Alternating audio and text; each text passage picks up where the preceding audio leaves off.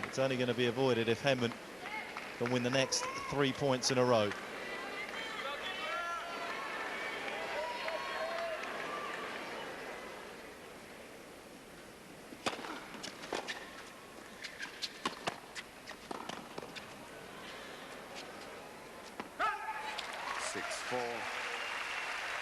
Part one of the trilogy of points that Henman needs to win.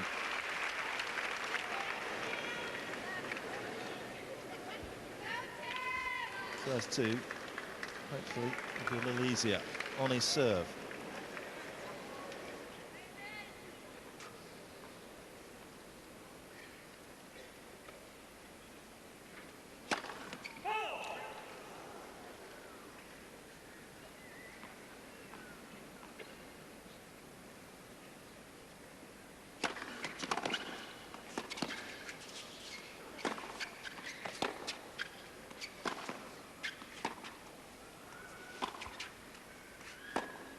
There it is. Nicholas Kiefer takes his second tiebreak of the match.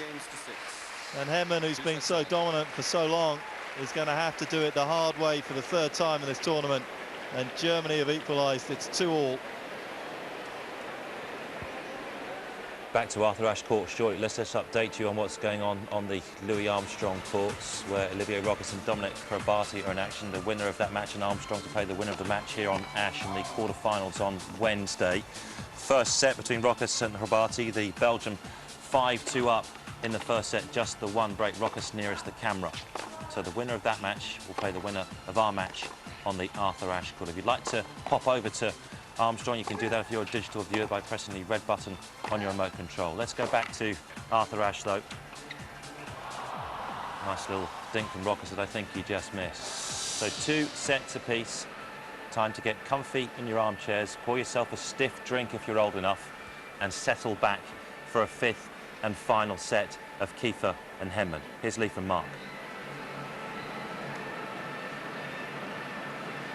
Just uncorking the bottle as you speak. 4 sets, and Henman so close, and again you think back to the break point he had in the 4th set where Kiefer got lucky off the bottom of the frame over Henman's head. And we could well be celebrating Henman's 30th birthday with him right now, with a victory into the quarterfinals of the US Open for the very first time in his career after 9 previous visits. But it's Kiefer who managed to salvage something from that set, right on the brink in every sense of the word, in every aspect of this game as well. But Kiefer managed to come through. And Henman now with a change of socks and a change of shoes. It's been hard work for the British #1 in this tournament so far. He's gone to 5 sets twice already. The previous match prevailing against Michael Tabara. It's been a lot easier for Kiefer to reach this stage of the tournament. Yet to lose a set before this match. And it's just remarkable. Kiefer really showing just how dangerous he is. He's such a shot maker. Although he has been a bit fragile mentally, it's his game that rescues him. It's not always the tactics, the strategy, it's just the ability to hit big shots at the right times. And that's what the Germans done. 2 tiebreakers, and we are dead even. It doesn't matter how you win them. It's sort of the story for Kiefer today. Henman dominating for 2 sets. But how you win them doesn't matter. It's who will win this last one that counts. Henman in his run through to the semi-finals of the French Open had to navigate his way through 2 5-setters. If he's going to make the quarterfinals of the US Open, he's going to have to do it 3 times. Final set. Henman to serve.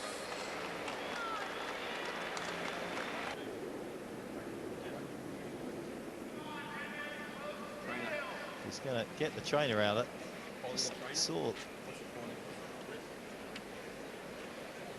It's for his wrist. And the trainer is being called to court.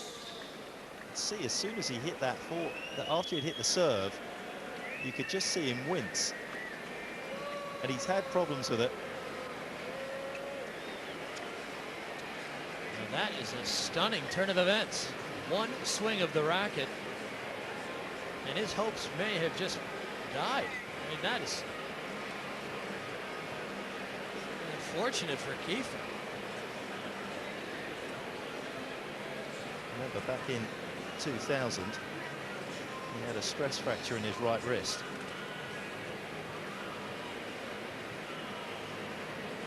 And here's another look at it, Mark.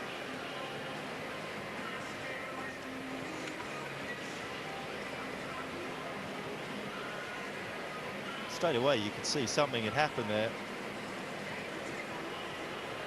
Yeah, I wonder if it's a cramp. If he has a cramp in there, or some sort of muscle strain. You can see he is wincing in pain and clearly bothered.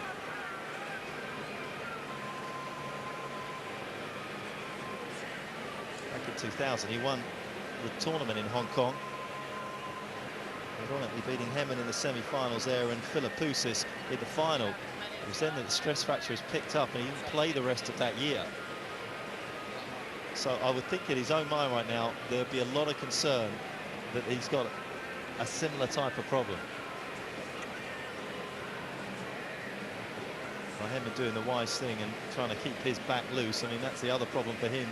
A long break here. Shouldn't take that long, to be fair, to get the trainer to this court. I mean, the locker rooms are, yeah, they're just outside the door. It's surprising how long it did take. I'm wondering whether some of the trainers were at an outside court. But finally, here he is.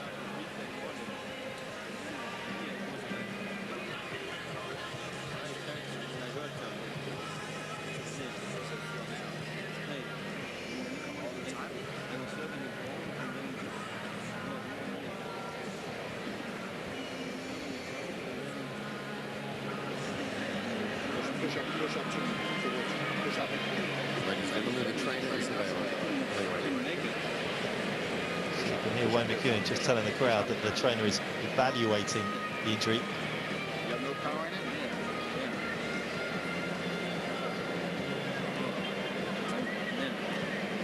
You got an issue. Well, you could have a tendon that has popped off. A ligament.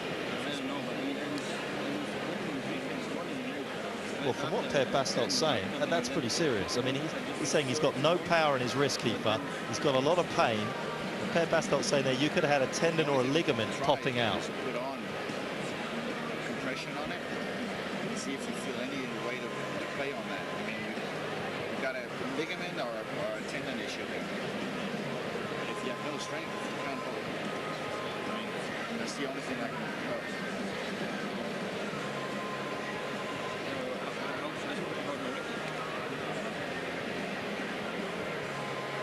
Per Bastolt. You cannot diagnose it more precisely here than that. I can diagnose it more precisely here than that. You got an issue that's making you losing power, and it's painful on the spot. So you got a ligament or something in there. You need to investigate that far. I want to finish this shit. No. The only thing we can do is I can put a compression bandage. There's nothing else I can do.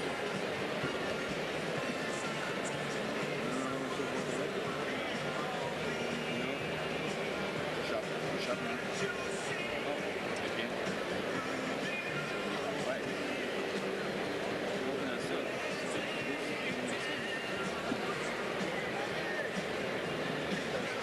Per Bastolt just suggested to put some compression on it, which would be just wrapping a bandage around it and keeping it as tight as he can and not allowing. I don't think it's blocked because I mean then you would be able to resist my pressure. If it was just a tendonitis, you would be able to resist. It would be painful at the end, but I mean you have no power, and the body reacts with no power when it does something more serious wrong.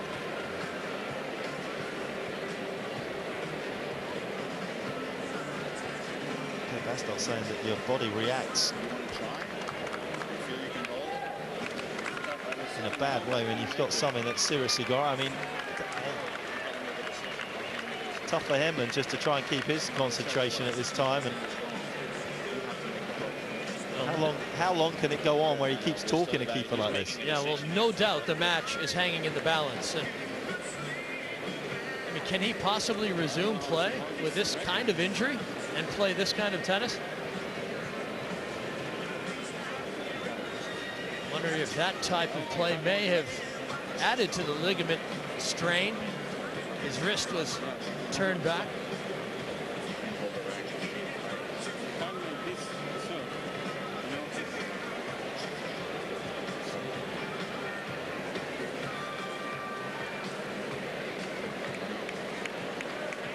No sign of it there, though, was there?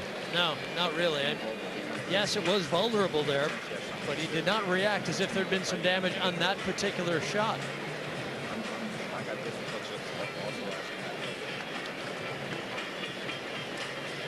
I think in his mind, Kiefer is making a decision on whether to continue or not.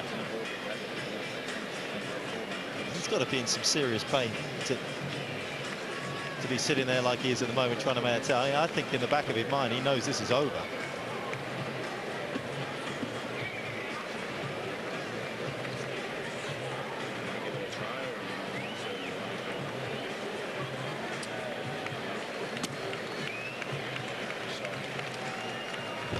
This is it. Well, you've got to feel a lot of sympathy for Nicholas Kiefer there. I mean, it was a tremendous battle. He fought so hard to get himself back into this match. Mr. Kiefer has to retire. Game, set, match. It's been such a wonderful year for Kiefer, a renaissance in many ways for the former world #1. But it's come abruptly to a halt here, and he won't have good memories of Flushing Meadows now. But for Tim Henman, delight for him. He was on his way in the third set. He was a break-up 3-love, and you felt as though Henman, with the way that he was serving, would have seen this one home. And the British #1 through to the quarterfinals of the US Open due to the retirement from Nicholas Kiefer. Labate and Roccas up next. For the winner of that one will take on Tim Henman, but just an amazing turn of events here on the Arthur Ashe Stadium court. We were ready for a battle in this 5th set, but it's Henman through to the quarterfinals, and we'll await Andre Agassi and Sargsyan next. Not the way Tim Henman would want to make it through to the last stage of the US Open for the first time in his career at the age of 30. It's his birthday today. He'll celebrate that. I'm sure he'll celebrate his progression through to the last stage, but almost somewhat an anti-climax. Henman, though, nonetheless, was playing some sparkling tennis, as Mark Petrie quite rightly said, was a break-up 3-love in the final set.